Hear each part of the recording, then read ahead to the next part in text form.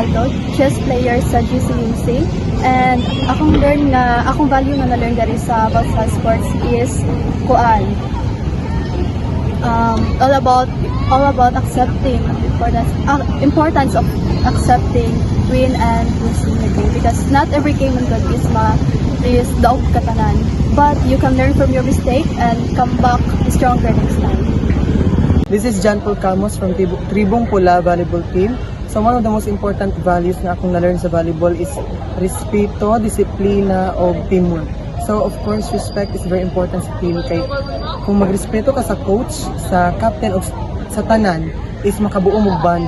So ang inyong band is important kay na siya sa court. Kay if kaila ka magrespetuhay mo duha or kamutanan is moto makabuo mo band. Then for the self-discipline, of course, labi na training, dapat good pang 12 ka kung moingon ang coach nga 7 AM.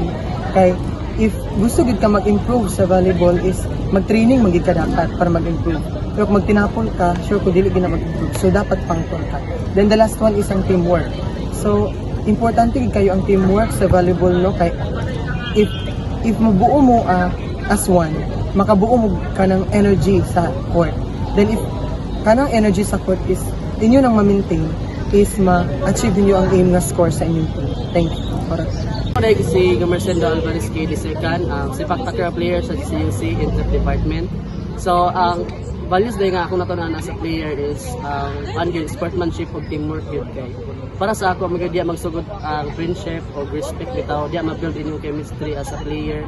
So, kana siya akong ipili or kana siya akong na-learn kit pag maayos. So, that's all, thank you. Hi everyone, my name is Jamil Sido Mandayo. So, akong sports day is basketball. So, ang akong natunan sa basketball is teamwork, self-discipline, o magpaminaw sa coaches para magdagan ka matunan.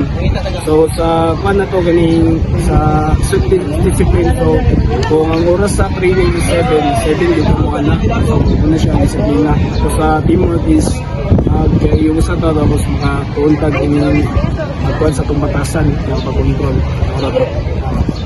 May buntag sa tanan ko dahil si Chris Gico Balita Nasas GCUC, usa ka chess player, o ako ding nakuha sa usa ka chess values kay bisan og ang chess dili gid siya sayon kay like makita nimo ang pagpaubos sa imong kagalingon, then nakay pagrespeto sa sigkatao sa imong sigka player. Mura na ako nakuha na patient, humility, and respect.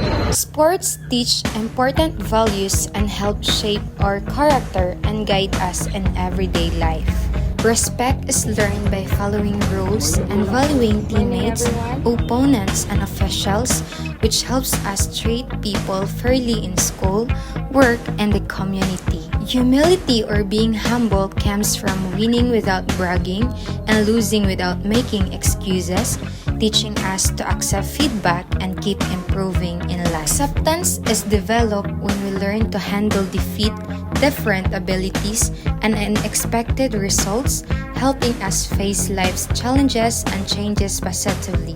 Sportsmanship teaches fairness, honesty, and self-control, which we apply when dealing with competition, conflicts, and responsibilities in real life. Other values like discipline, teamwork, patience, and perseverance help us work hard, cooperate with others, and never give up both in sports and in our life experiences.